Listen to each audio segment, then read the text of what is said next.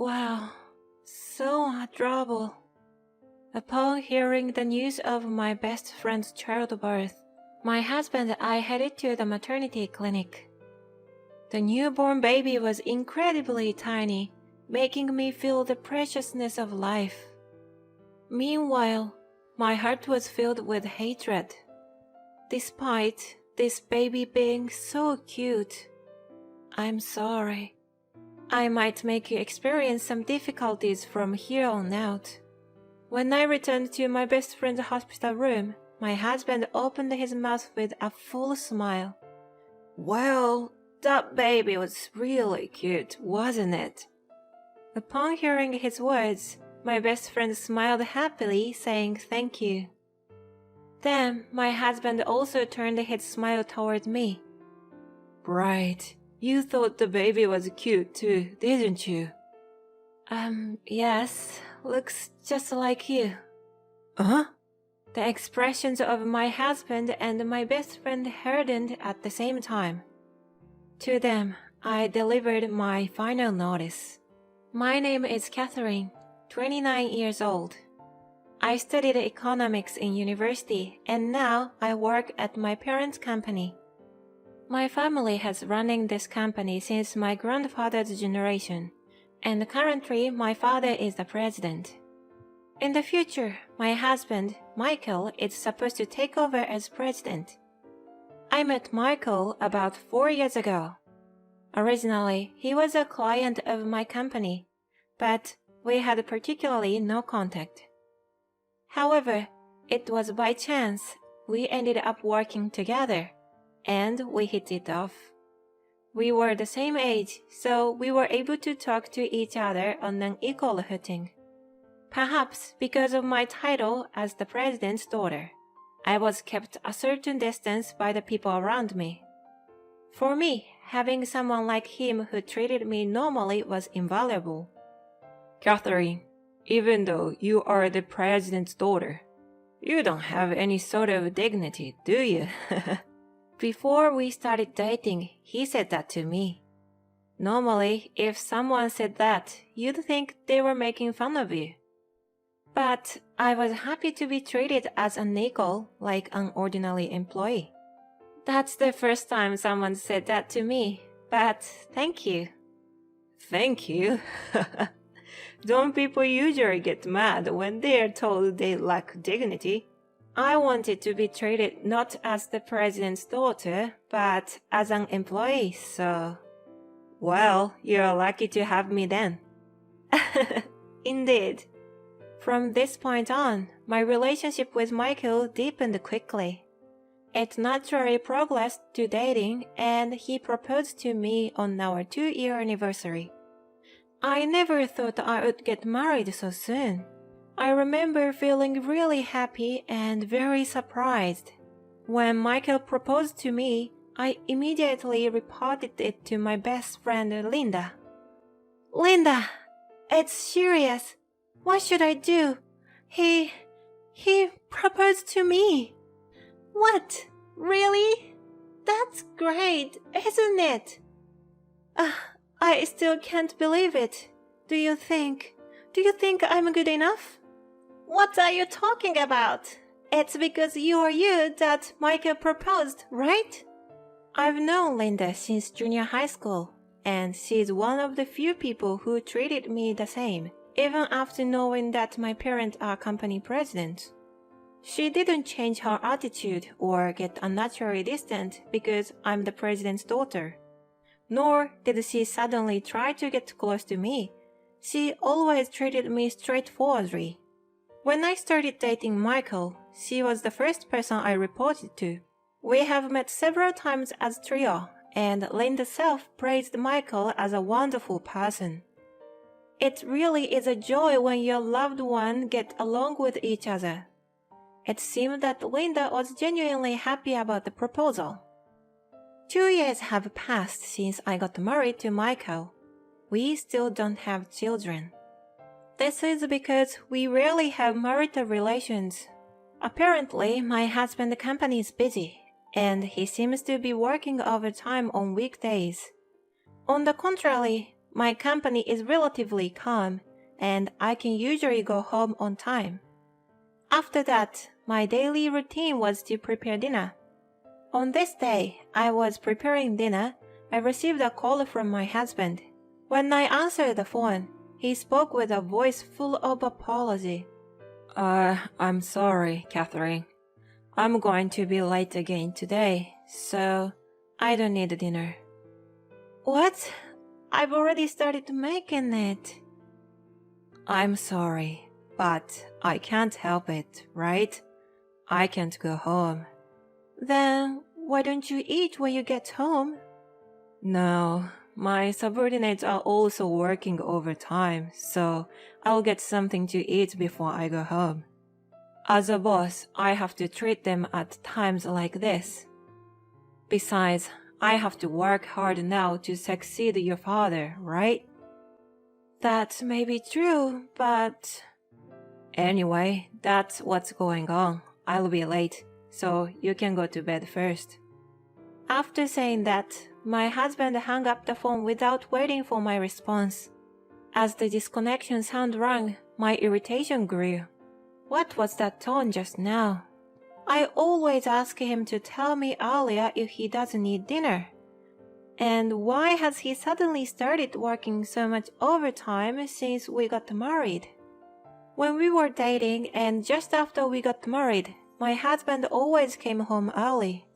Despite that, in the past year or so, my husband's return has become significantly later, and we often don't see each other on weekdays.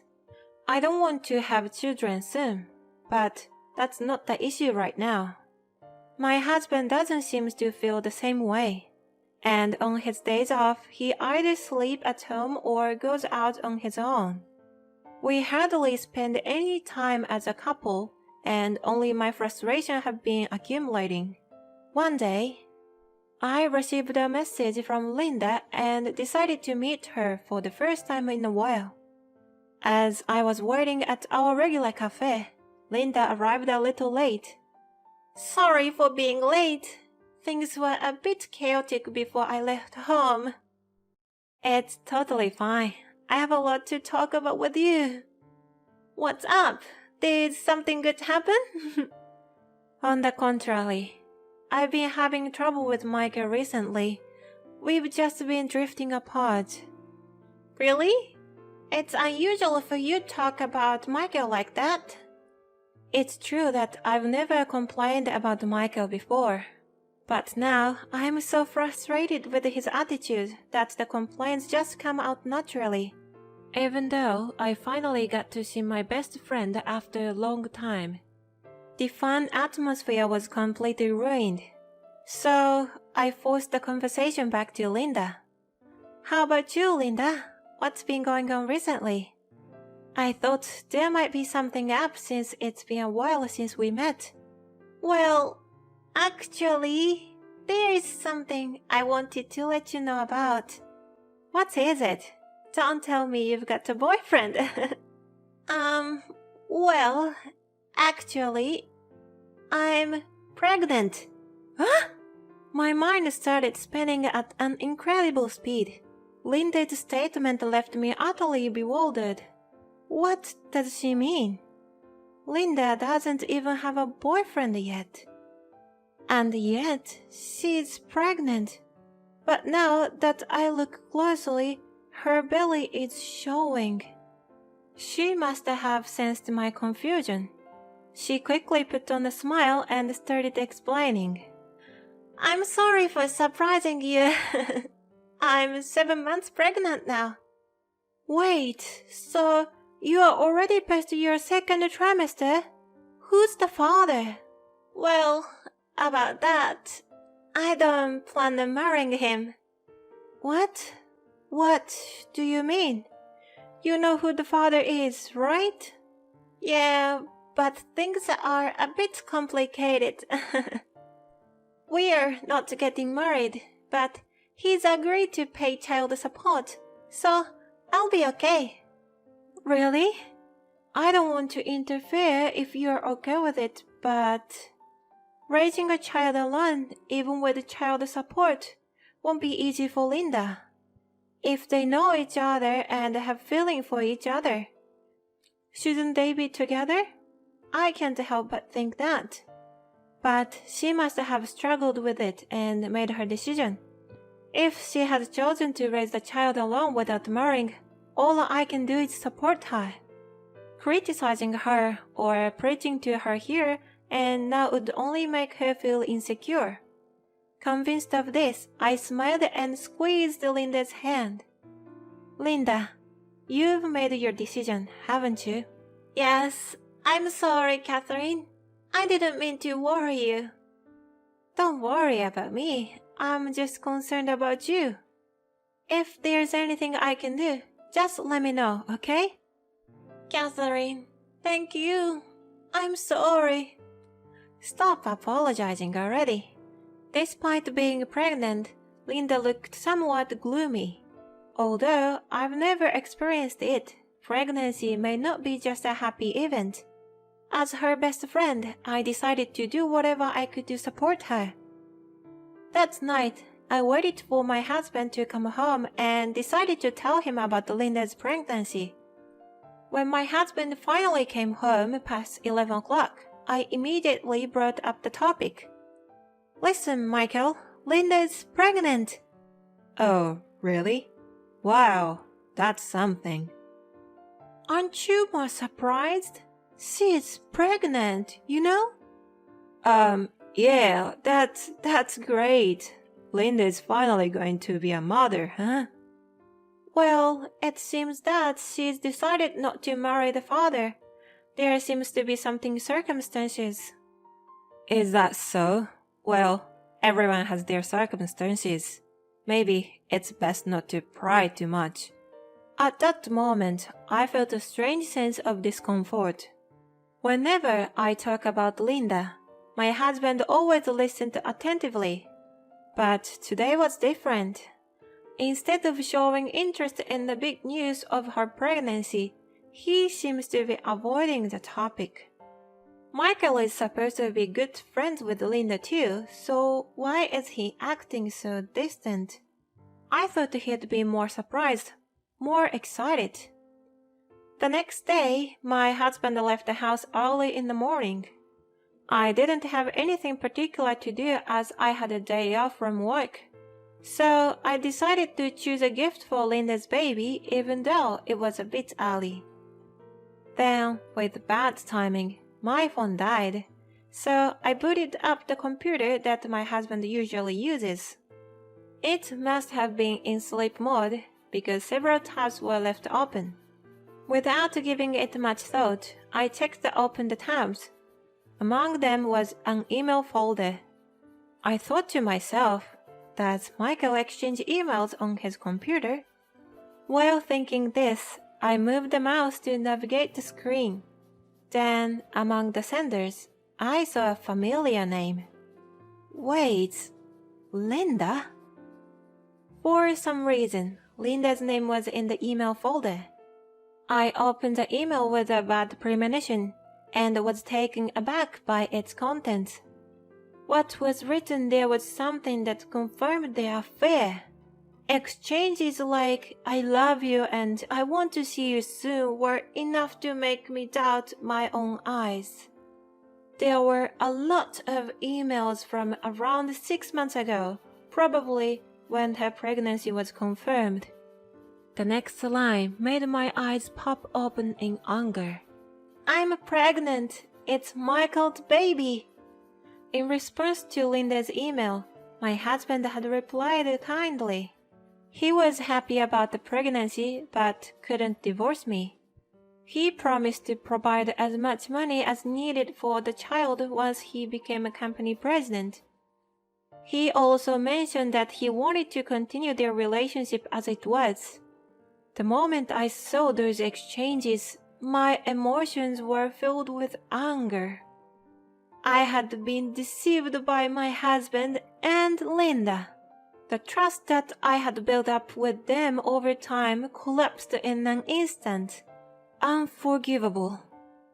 They were having an affair behind my back. What does he think I felt when I heard about Linda's pregnancy? I knew Linda was in a difficult situation, but I was genuinely envious. We had been drifting apart despite my longing for child. Despite my jealousy, I was happy for my best friend's pregnancy. Yet, I had been betrayed long ago. From that day on, I decided to gather evidence of the affair, not only the exchange of emails, but I also hired a private investigator to look into my husband's affairs. Almost daily, it turned out my husband was visiting the apartment where Linda was living alone. On holidays, the two would even go to shopping mall in the neighboring prefecture to shop for baby goods.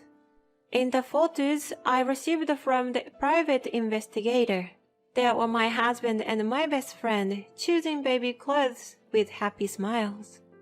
I was supposed to be filled with anger, but for some reason, I couldn't stop crying. It should have been me with Michael. But it's too late to think about such things now. I've already decided to take revenge on them. When enough evidence had been gathered and I thought it was about time to confront them, I got a message saying Linda had started labor. I decided to hold off confronting them about the affair in this situation and decided to wait for Linda to give birth. The next day, I got a message from Linda saying the baby was born safely. Then my husband suggested, let's go see her, armed with evidence. I accompanied him to the maternity ward where Linda was hospitalized. Confronting her about the affair immediately after she gave birth may make me a cold-hearted person. Still, I couldn't back down. We were led to Linda in her hospital room, and my husband and I headed to the newborn room. There were a few newborns, and Linda pointed to one of them. That's the baby I gave birth to. It's a bit small. Wow, it's really cute. You did a great job, Linda. It was super painful, but once the baby was born, I forgot all about it. Mothers are amazing. On the other hand, my heart was filled with hatred. Even though the baby is so adorable, I'm sorry. I may cause you a bit of trouble from now on. After that, when we returned to Linda's room, my husband opened his mouth with a full smile. Wow, the baby was really adorable. At his word, Linda smiled happily and said thank you. Then my husband turned his smile to me. Right, Catherine. You think so too, don't you? Huh? I mean, babies are so cute, aren't they? Yes. It looks just like you. Huh? The expressions of my husband and my friends froze simultaneously. With a strained face, he managed to make a smile at me. Hey, Catherine, what are you saying? It sounds weird when you say it looks like me. I'm saying it in that weird way.